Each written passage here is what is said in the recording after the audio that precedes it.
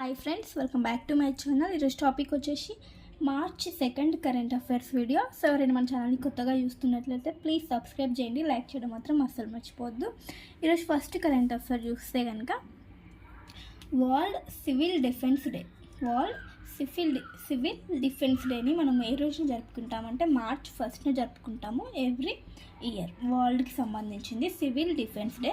అయితే ఇది ఎప్పటి నుంచి స్టార్ట్ అయిందంటే 1990 నుంచి ఈ డేని మనం జరుపుకోవడం స్టార్ట్ చేశారు, 1990 నుంచి.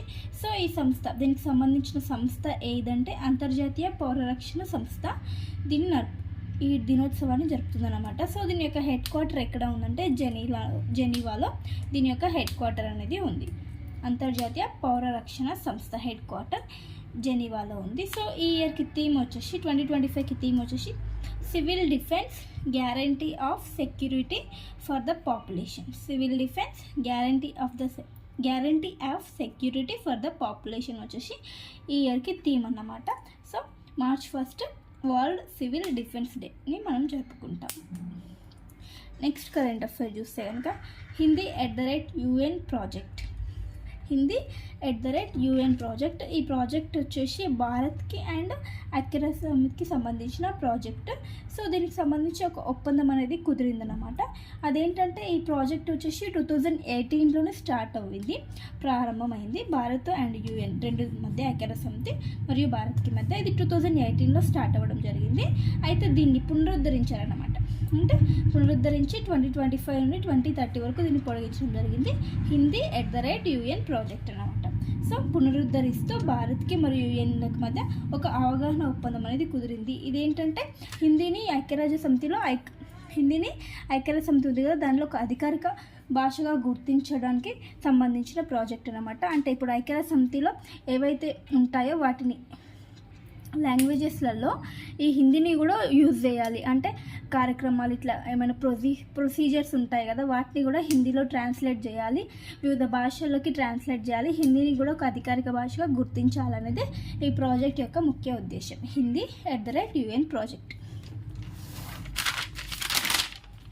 నెక్స్ట్ కరెంట్ అఫైర్ వచ్చేసి 10,000 రైతు ఉత్పత్తి సంఘాలను భారత్ ఏర్పాటు చేసింది. సో లాస్ట్ది 10,000వ రైతు ఉత్పత్తి సంఘాన్ని ఇటీవల ఎక్కడ ఏర్పాటు చేశారు రీసెంట్గా అంటే Feb 24న బీహార్లోని కగారియాలో 10,000వ అంటే లాస్ట్ 10,000వ రైతు ఉత్పత్తి సంఘాన్ని ఏర్పాటు చేయడం జరిగింది.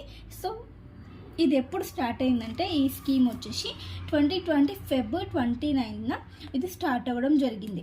అయితే దీనిలో భాగంగా మొత్తం 10,000వ రైతు ఉత్పత్తి సంఘాలు అనేవి ఏర్పాటు చేయడం దీని యొక్క లక్ష్యం. సో 10,000వ అంటే లాస్ట్ యొక్క రైతు ఉత్పత్తి సంఘాన్ని బీహార్లోని కగారియాలో ఏర్పాటు చేస్తూ దీన్ని పూర్తి చేయడం జరిగింది, 10,000 రైతు ఉత్పత్తి సంఘాలని. సో దీనిలో టోటల్గా 30 లక్షల రైతులు వచ్చేసి ఉన్నారంట లబ్ధిదారులు.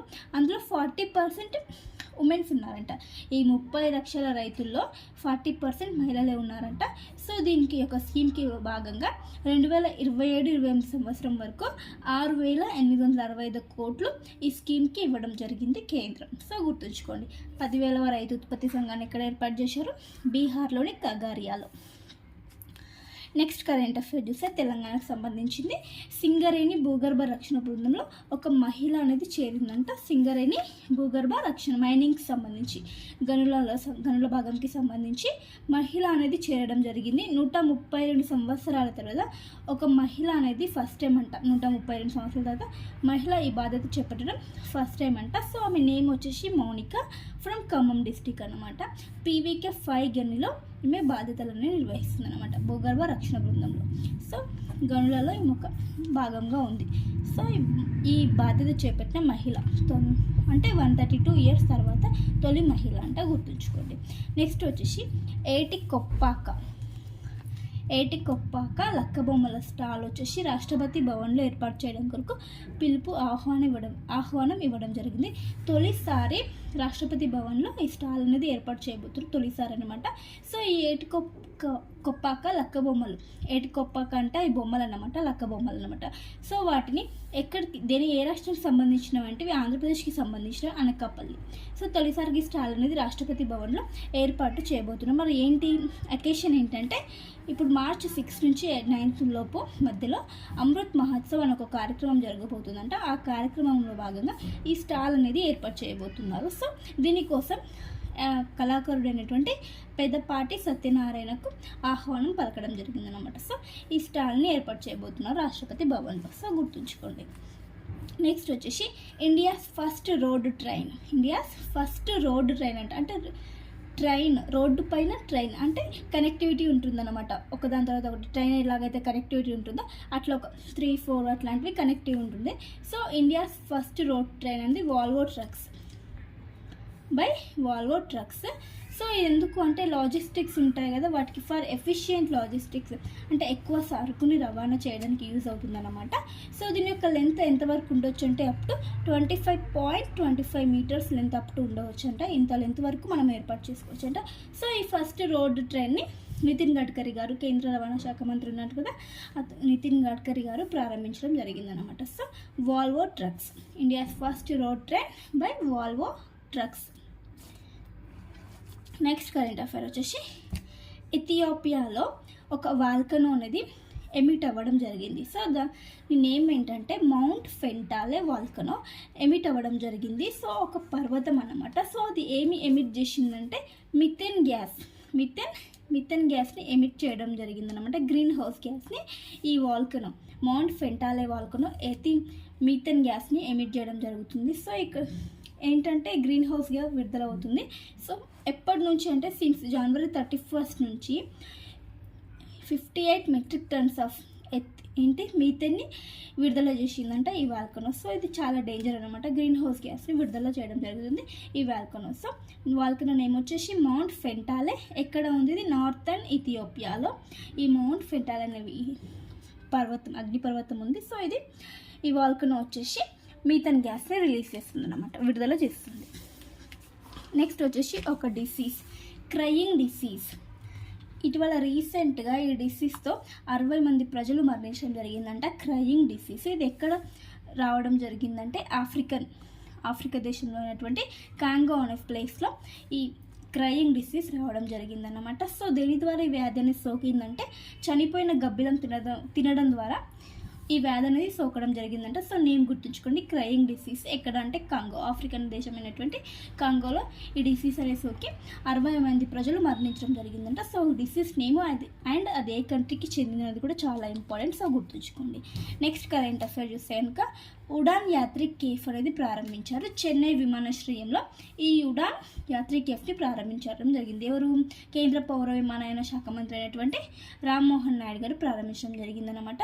సో ఆల్రెడీ ఇది రెండవది అన్నమాట, ఉడాన్ యాత్రిక్ కేఫ్ ఇది రెండవది. ఆల్రెడీ ఫస్ట్ది ఎక్కడ ఉందంటే నేతాజీ సుభాష్ చంద్రబోస్ అంతర్జాతీయ విమానాశ్రయంలో ఫస్ట్ది ఏర్పాటు చేశారు. అది ఎక్కడ ఉందంటే కోల్కతాలో. మొదటి కేఫ్ వచ్చేసి కోల్కతాలో, ఇప్పుడు రెండవ ఉడాన్ యాత్రిక్ కేఫ్ రెండవది వచ్చేసి ఇక్కడ చెన్నై విమానాశ్రయంలో ఏర్పాటు చేయబోతున్నారు.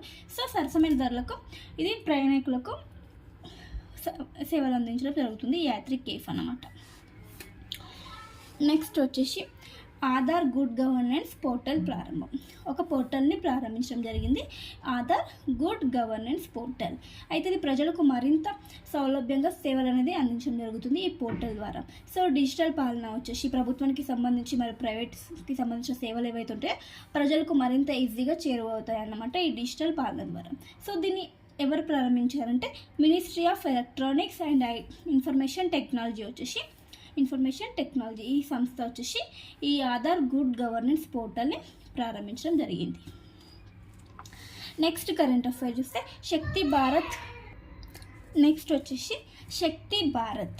ఇదొక హిందీ మ్యాగజైన్ అనమాట. దీని యొక్క తొలి సంచికనే కేంద్ర రక్షణ మంత్రి అయినటువంటి రాజ్నాథ్ సింగ్ గారు ప్రారంభించడం జరిగింది. శక్తి భారత్ ఈ హిందీ మ్యాగజైన్ దీన్ని ప్రారంభించడం జరిగింది. ఏ రోజున అంటే February 27 ఢిల్లీలో ఈ యొక్క మ్యాగజైన్ని ప్రారంభించడం జరిగింది. సో ఇది ఏంటంటే హిందీ వినియోగాన్ని ఇంకా ప్రోత్సహించాలని, అంటే అధికారిక కమ్యూనికేషన్స్ ఉంటాయి, అఫీషియల్ కమ్యూనికేషన్స్లో ఈ హిందీ యొక్క వినియోగాన్ని ప్రోత్సహించడం కోసం ఈ శక్తి భారత్ అనే మ్యాగజైన్ని లాంచ్ చేయడం జరిగింది, ప్రారంభించారు ఎవరు? రాజ్నాథ్ సింగ్.